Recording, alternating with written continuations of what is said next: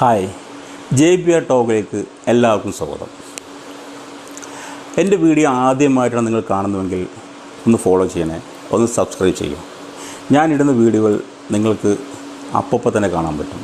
ഞാൻ വ്യത്യസ്തമായ രീതിയിൽ ഓരോ വീഡിയോയിൽ ഇടുന്നതാണ്. പ്ലീസ് ഒന്ന് ഫോളോ ചെയ്യൂ. ഇപ്പോൾ ഈ പുണ്യമാസമായ റംസാൻ മാസത്തിൽ ഇപ്പോൾ ലിയാഖത്ത് ബോംബ് പൊട്ടിച്ചിരിക്കുകയാണ്. ഈ പുണ്യമായ റംസാൻ മാസത്തിൽ നടന്ന ബദർ യുദ്ധത്തിൻ്റെ കഥ. ബദർ യുദ്ധത്തിൽ നബിയും സഹാബികളും 333 ബദരീങ്ങൾ എന്നറിയപ്പെടുന്ന സഹാബികളും ചേർന്ന് പാവപ്പെട്ട ഖുറൈശി ഗോത്രവർഗത്തിലെ പാവപ്പെട്ട മനുഷ്യരെ കൊള്ളയടിക്കാൻ പോയി എന്നാണ് ഇവൻ പറയുന്ന വാക്ക്.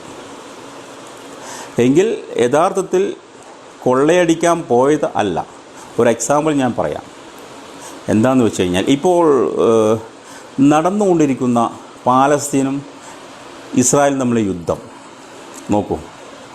ശക്തരായ ഇസ്രായേലും പാലസ്തീന് ശക്തി ചോർന്നുപോയ പാലസ്തീനും. ഈ പാലസ്തീനെ ദിവസം ബോംബിട്ടുകൊണ്ട് എത്രയും ആൾക്കാരെ, കുട്ടികളെ, ചെറിയ കുഞ്ഞുങ്ങളെ അടക്കം കൊന്നുകൊണ്ടിരിക്കുകയാണ് ഇസ്രായേൽ. അപ്പോൾ ഇസ്രായേൽ സമ്പന്നത കൊണ്ടും ആയുധങ്ങൾ കൊണ്ടും ശക്തരാണ്. പാലസ്തീൻ വളരെ ദരിദ്രരാണ്. അവർക്ക് ആയുധങ്ങളില്ല, സമ്പത്തില്ല, ഒന്നുമില്ല. അങ്ങനെ പാലസ്തീന് തോന്നുകയാണ്, ഒരു സംഘം ചേർന്നിട്ട് അവർക്ക് തോന്നുകയാണ്, ഇസ്രായേലെ പോയിട്ട് നമ്മളെ നിരന്തരം മർദ്ദിക്കുന്ന അല്ലെങ്കിൽ ഉപദ്രവിക്കുന്ന ഇസ്രായേൽക്ക് ഒരു പണി കൊടുക്കണം നമുക്ക്. അങ്ങനെ ഇവരെല്ലാം ചേർന്നുകൊണ്ട്, ഒരു കൂട്ടം ചേർന്നുകൊണ്ട് ഇസ്രായേലിൻ്റെ ആയുധപ്പുരയിൽ ചെന്ന ആയുധങ്ങൾ കട്ടിയും അവിടെയുള്ള സമ്പത്തെന്ന് അതും കൈലാക്കുകയും ചെയ്തിട്ടാണ് ഇവർ വരുന്നത്. എന്തിനാണ് അവർക്ക് അതിൻ്റെ ആവശ്യം? അവർക്ക് വേണ്ടത് ലൗകിക സുഖത്തിനല്ല അവർക്ക് വേണ്ടത്. ഇവരെ പ്രതിരോധിക്കാൻ അവർക്കും ആയുധം വേണം. അതിന് പൈസ വേണം. ആയുധം വേണം, പൈസയും വേണം.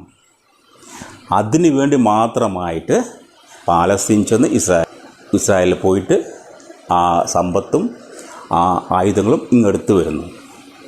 ഇവർ തിരിച്ച് യുദ്ധം ചെയ്യാൻ വേണ്ടിയിട്ടാണ്. അങ്ങനെ അവരുടെ പ്രതിരോധം അതോടെ കാണിക്കുന്നു. ഇതിന് കൊള്ള എന്ന് പറയാൻ പറ്റുമോ?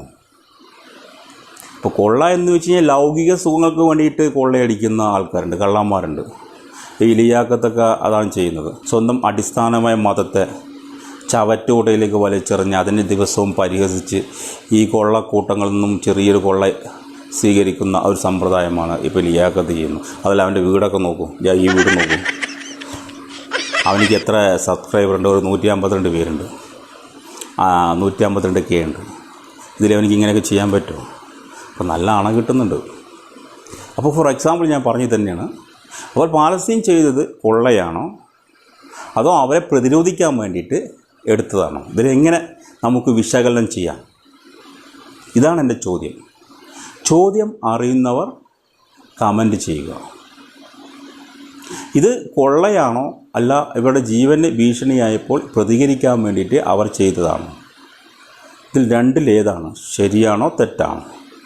കൊള്ള എന്ന് പറഞ്ഞാൽ ലൗകിക സുഖങ്ങൾക്ക് വേണ്ടി, ആസ്വദിച്ച് ജീവിക്കാൻ വേണ്ടി, ലൗകിക സുഖം നമുക്ക് സുഖിക്കാൻ വേണ്ടി എടുക്കുക, അതിനാണ് കൊള്ള എന്ന് പറയുക.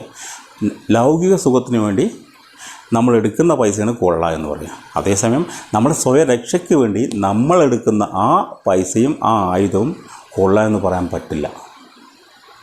അത് വിവരമില്ലാത്തൊരു വിളിച്ചു പറയുന്നത് കൊള്ളയാണെന്ന്. ഈ ലിയാഖത്തിന് കാശ് കിട്ടും, അവനത് വിളിച്ചു പറഞ്ഞാൽ പറ്റുമോ? കാരണം ഇസ്ലാം വിരോധികൾക്ക് രസിക്കുവാൻ വേണ്ടി ഇവനുണ്ടാക്കുന്ന കഥയാണ് ഇത്. കൊള്ള എന്ന് നാഴികക്ക് 40 വട്ടം വിളിച്ചു പറഞ്ഞാൽ ഇവന് മണി വരും. ഇവൻ്റെ വീട് ഇനിയും കൊട്ടാരമാക്കാം.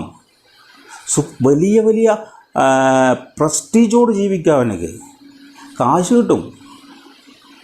Okay friends.